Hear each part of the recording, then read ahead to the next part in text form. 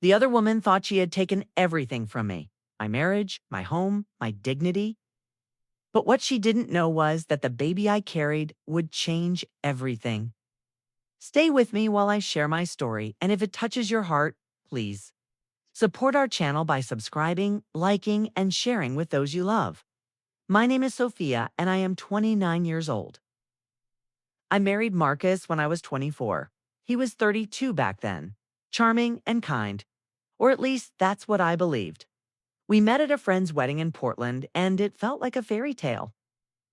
He was the man who could make anyone laugh, and I fell for him quickly.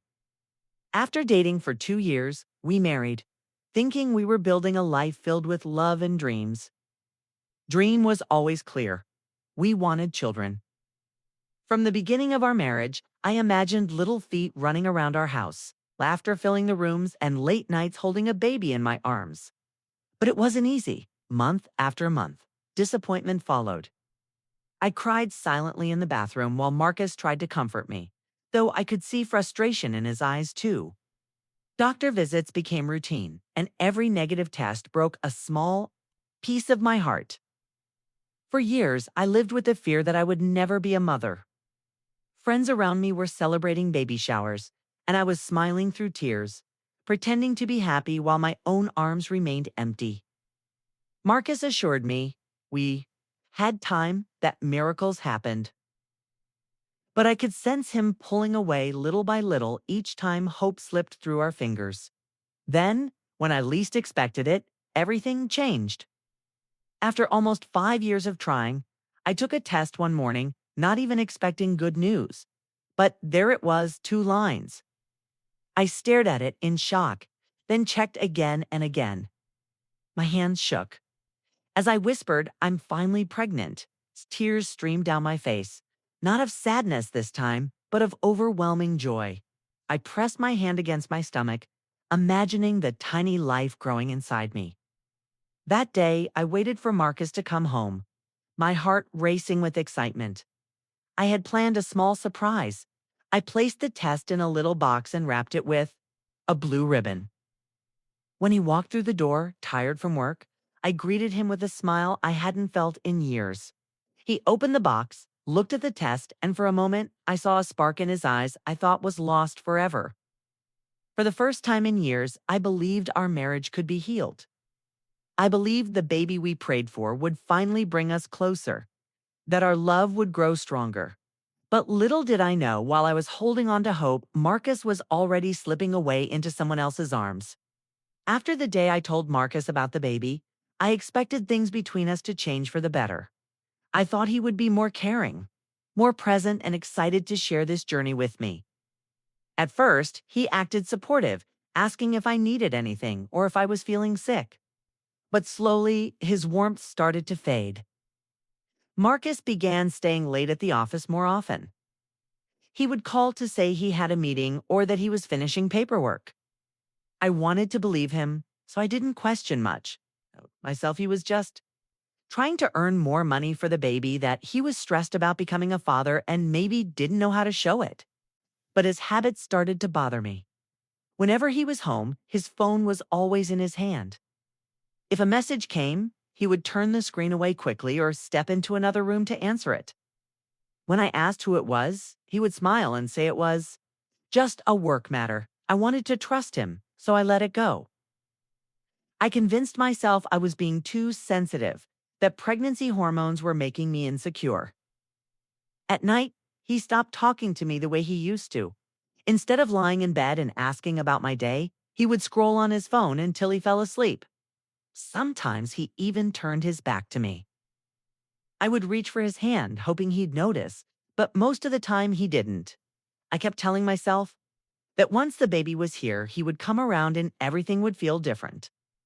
I didn't let his distance take away my happiness, at least not on the outside. I was glowing from the excitement of carrying life inside me. Every morning, I would look in the mirror and smile at the changes I saw. I talked to the baby when I was alone, telling it how loved it already was. I believed this child would be the answer to the gap that had been growing between me and Marcus. When I tried to share my joy with him, he would nod politely, sometimes forcing a smile. If I placed his hand on my stomach, he would pull it away too soon, saying he was tired or had things on his mind. I tried to brush it off. I told myself he was just nervous about becoming a father. Deep down, though, I could feel something slipping.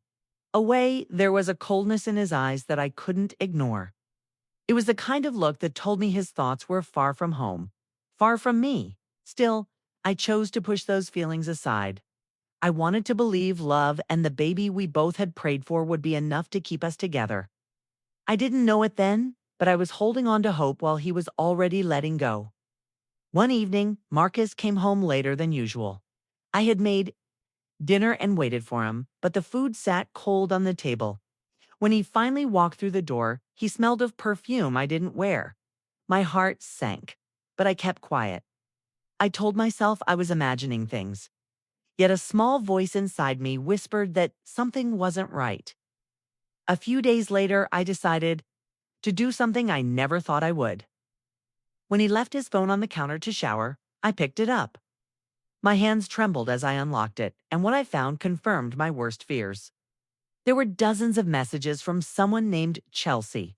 They weren't work-related. They were filled with love, with promises, with plans. One message read, "Can't wait until you're mine completely." Felt my knees weaken. I just tightened so hard I could barely breathe. It's the man I had trusted, the man who was supposed to stand by me during the most important time of my life, was giving his heart to someone else. When Marcus came out of the shower, I was sitting on the bed, his phone in my hand. He froze the moment he saw my face. I asked him straight out, "Who is Chelsea?" There was no anger in my voice, just raw pain. At first, he tried to deny it, saying she was just a coworker. But I showed him the messages. His shoulders slumped, and then he confessed. He said he had been seeing her for months. My world shattered in that instant. Months. All that time, I thought he was busy with work. He had been with her. He admitted it without shame, as if it wasn't such a big deal. He said he didn't love me anymore, that things between us had changed. I couldn't believe the words coming from his mouth. Carrying his child, and instead of standing by me, he had chosen someone else. As if the betrayal wasn't enough, a week later I met her face to face. Chelsea was younger, with a smug smile that cut through me. She didn't even try to hide her contempt. She looked me straight in the eye and said, "Marcus never loved you. You were just the wife on paper. I'm the one he really wants." I won. Her words burned deeper than any wound. She spoke as if my years of marriage, my sacrifices, my love meant nothing. My heart broke, but I refused to let her see me fall apart. I held my head high, even as my insides twisted. That night, alone in bed, I cried silently, clutching my stomach. My baby was innocent in all this. Told myself I had to be strong, not for Marcus, not for Chelsea, but for the life growing inside me. No matter what they tried to take from me, I would not let them take my strength as a mother. Not. Long after the truth came out, Marcus packed his bags. He didn't hesitate, didn't look back, didn't even try to comfort me as I stood there with tears streaming down my face. He told me he was moving in with Chelsea. Just like that, he left his pregnant wife alone, as if the vows we once made had no value at all. The house that once felt like home quickly turned into a cold, empty space. Every corner reminded me of what we used to share, and now those memories only hurt. I would wake up in the middle of the night reaching for him, only to find nothing but an empty side of the bed. The loneliness was crushing. My body was changing every day with the pregnancy, and instead of having my husband by my side, I was left to carry the weight on my own. My family stepped in when they saw how broken I was. My mother stayed with me often, cooking meals and reminding me I wasn't alone. My father, who rarely showed emotions, hugged me tighter than he ever had before. My sister called every day to check on me, making sure I was eating and resting. Their support held me together, but deep inside, I felt humiliated. Everyone knew Marcus had walked away, and I felt like I was the one left with the shame. The worst part was how Chelsea acted. Instead of keeping things quiet, she flaunted the relationship like a trophy. She walked around our neighborhood in Seattle with Marcus by her side, holding his hand, laughing loudly, making sure everyone saw them together. She carried herself as if she had already taken my place, as if she wore some invisible crown that proved she had one. I heard whispers from neighbors, saw the looks people gave me, and each time it cut me deeper. Marcus didn't seem to care how much it hurt. He showed up once or twice, not to check on me, but to collect more of his belongings. He avoided looking at my stomach, avoided any conversation about the baby. His presence was cold, almost as if I were a stranger. Ha! And then he would leave again, running back to Chelsea like I no longer existed. There were nights I broke down completely, asking myself how I had become so replaceable. I had given him my best years, and in return, he left me during the moment I needed him most. The betrayal wasn't just about love, it was about being abandoned at the most vulnerable time of my life. Still, even in my darkest hours, I would place my hand over my belly and remind myself I wasn't truly alone. My baby was with me. That thought gave me enough strength to rise each morning, even when the world felt like it was laughing at my pain. It didn't take long before Chelsea made her next move. Having Marcus by her side wasn't enough. She wanted everything, including the house that still belonged to me. One afternoon, Marcus came over, not to see how I was doing, but to deliver her message. He stood in the living room, avoiding my eyes, and said, "Chelsea thinks it would be better if you moved out, okay? She feels uncomfortable with you staying here." The words stung. This was my home, the place where I built my marriage, the place I prepared for my baby. Yet Chelsea, the woman who tore my family apart, was trying to push me out as if I were the intruder. I felt anger rise in me, but I stayed calm. I told Marcus firmly, "This is my house. I'm not leaving." He sighed, clearly frustrated, but I could tell he was only repeating her demands. A few days later, the pressure increased. Marcus showed up again, this time with papers in his hand. "It's time we end this," he said coldly. He wanted a divorce, claiming he needed a clean slate, a chance to start fresh with Chelsea. He spoke as if our years together had meant nothing, as if the vows we exchanged were just words that could be erased with a signature. I looked at the papers, my heart pounding, but I didn't sign. I refused to give Chelsea the satisfaction of seeing me pushed aside so easily. I told him, "You may have chosen her, but I'm still your wife. Won't let her dictate my life." My voice didn't shake, even though inside I felt like crumbling. Marcus grew irritated, saying I was making things harder than they needed to be. He insisted this was the right thing to do, that we both needed to move on. But I could see through his words. It wasn't about what was right. It was about Chelsea wanting to erase me completely. After he left, I sat on the couch with my hands on my stomach, speaking softly to my baby. I promised I would not be bullied out of the life I had. Bill Chelsea could take my husband, but she would not take my home or my dignity. Days turned into weeks, and the pressure never stopped. Marcus called often, repeating the same demands, each time sounding more desperate. Chelsea even showed up once, standing outside the house with a smile that dripped with arrogance. She didn't need to speak. Her presence said it all. She believed. She had already won, but I stayed firm. I refused to move out. I refused to sign away my marriage just because it was convenient for them. Chelsea wanted me erased, but I wasn't going to disappear. For the first time in a long time, I felt a spark of strength rising inside me, and I clung to it. I knew this was only the beginning of the battle. The day finally came when I went into labor. It was long and painful, but every moment was worth.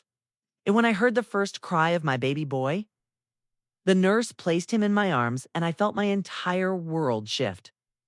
I named him Oliver.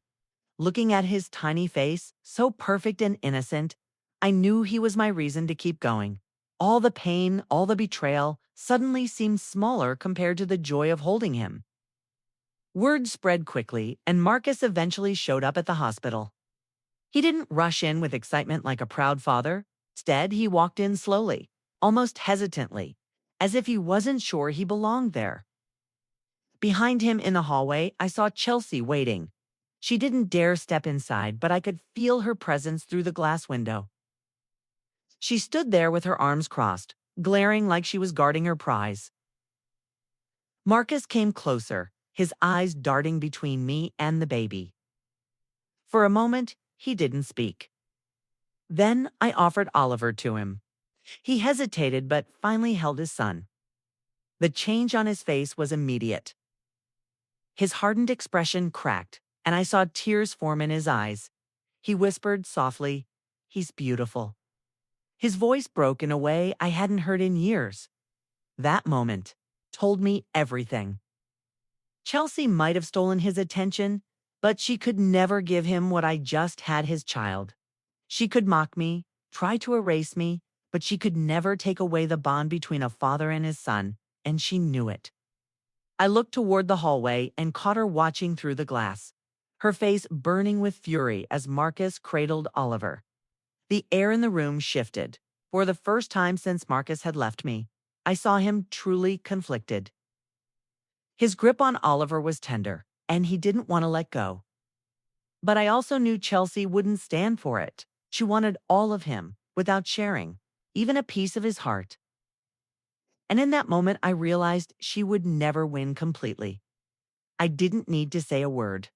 Holding Oliver, I felt stronger than ever. My baby was my silent revenge. Without trying, he reminded Marcus of what he had walked away from. He showed him the family he had abandoned. And for Chelsea, every time she looked at Marcus with Oliver, it would eat away at her pride. That night, when the room was quiet and Oliver slept peacefully in my arms, I smiled through my exhaustion.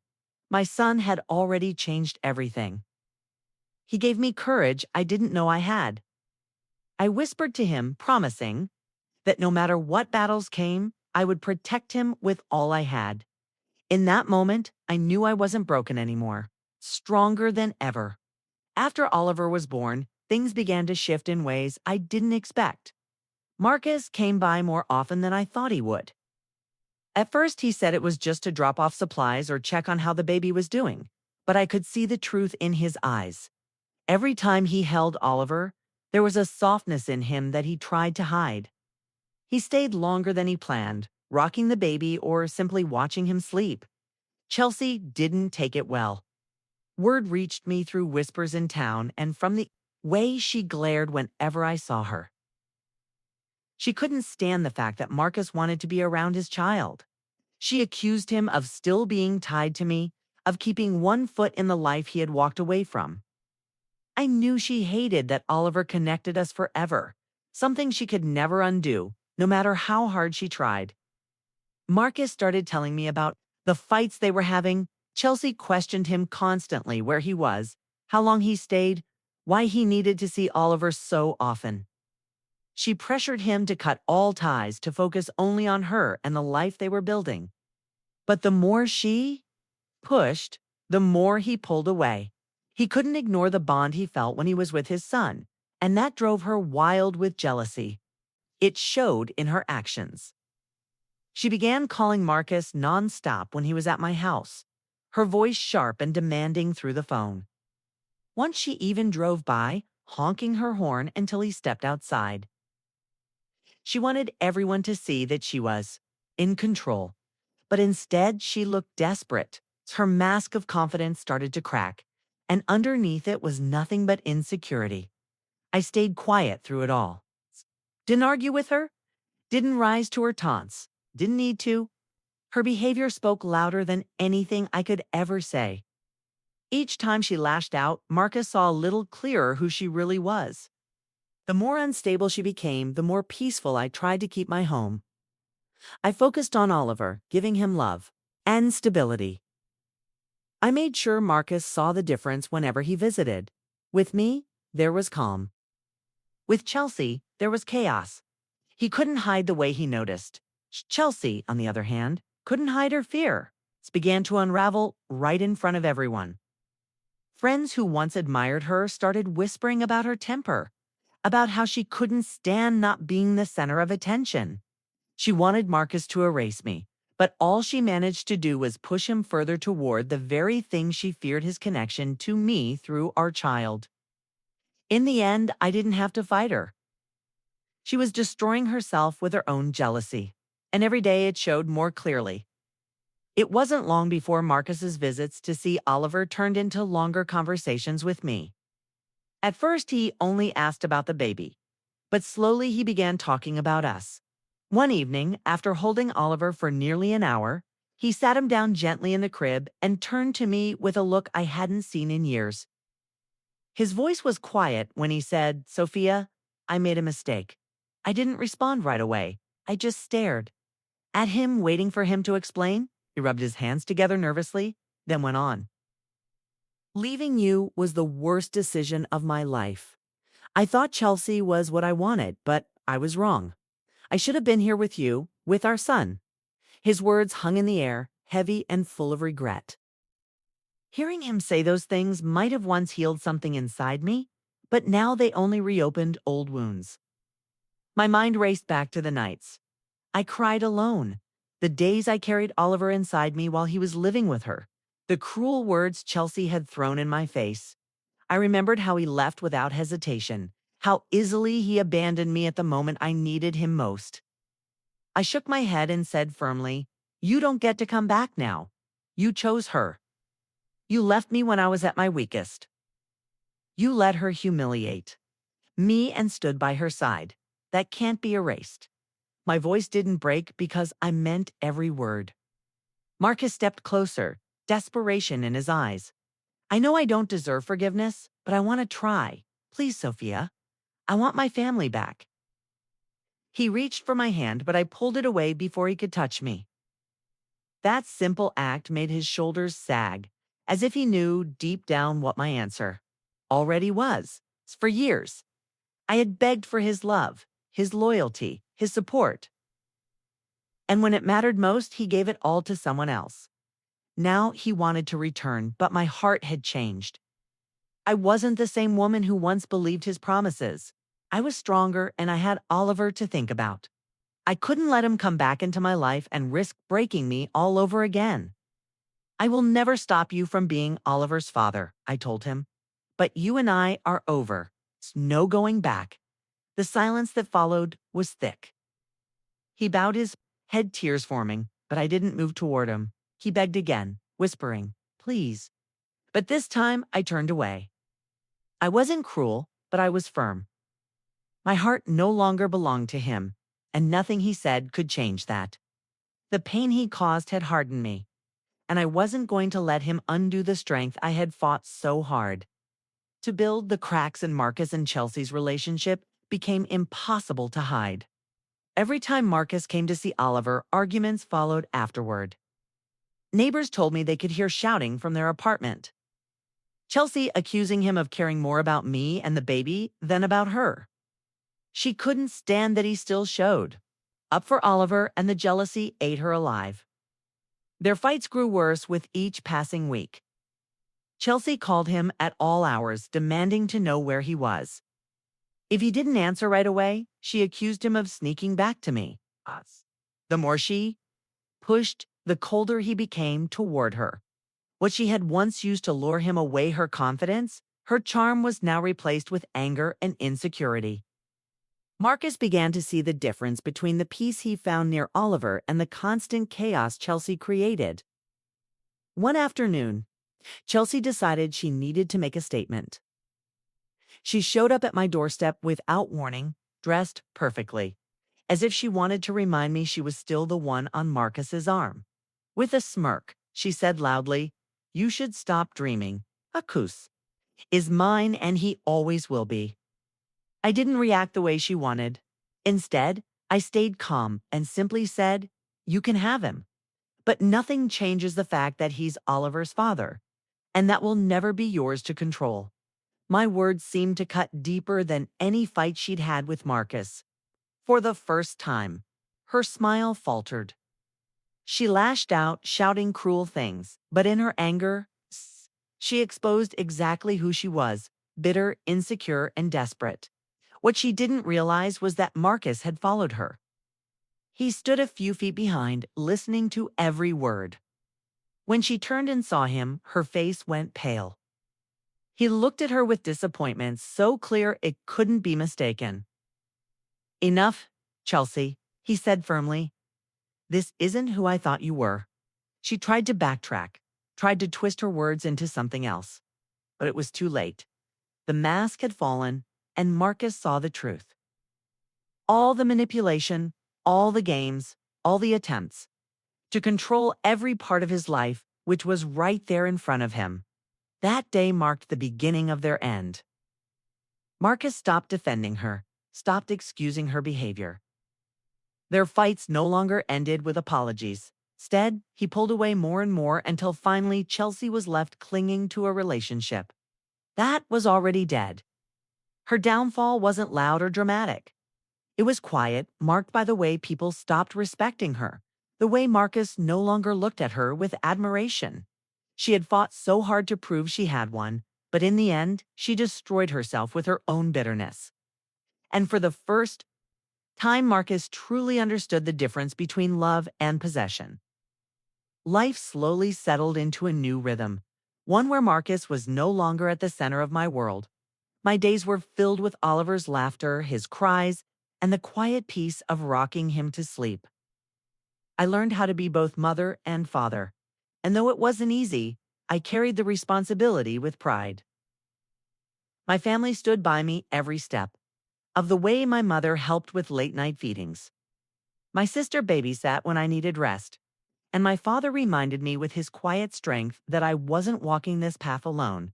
Each small milestone with Oliver felt like a victory. His first smile, his first laugh, the way his little hands wrapped around my finger. All of it reminded me that I had something precious, something worth fighting for. I began to realize that my life didn't end when Marcus left. It was only beginning in a different way, one that was stronger and more meaningful than anything I had before. Chelsea thought she had one when she took Marcus. She paraded around as if she had taken everything from me. But in truth, all she got was a man broken by his own choices, weighed down by guilt and regret. What I got was the best part of him, my son. Oliver wasn't just my child. He was my blessing, my silent reminder that love can still come from pain. I embraced single motherhood not as a burden, but as a chance to create a life filled with love and security. I stopped comparing myself to anyone else, stopped caring about whispers from neighbors or pitying looks from strangers. They didn't live my life, and they didn't know the strength it took to stand back up after being torn down. Marcus still visited Oliver, but I kept my distance. I no longer searched his eyes for the man I once loved. I no longer begged for attention or longed for the family we never had. I gave him space to be a father, but I made it clear that he was no longer my partner, no longer part of my heart. Late at night, when the house was quiet and Oliver slept peacefully in his crib, I often found myself reflecting. Betrayal almost destroyed me. It broke my trust, my marriage, and the future I thought I had. But it also gave me a new reason to rise. Out of the ashes of that pain, I discovered a strength I never knew was inside me. Sometimes revenge isn't about getting even or making someone pay. Sometimes it's about living well, proving to yourself that you can thrive even when others expect you to crumble. I didn't need to shout my victory. It was right there in the life I was building, in every smile from Oliver, in every step I took forward. My story didn't end in betrayal. It began in survival, and it continues in strength.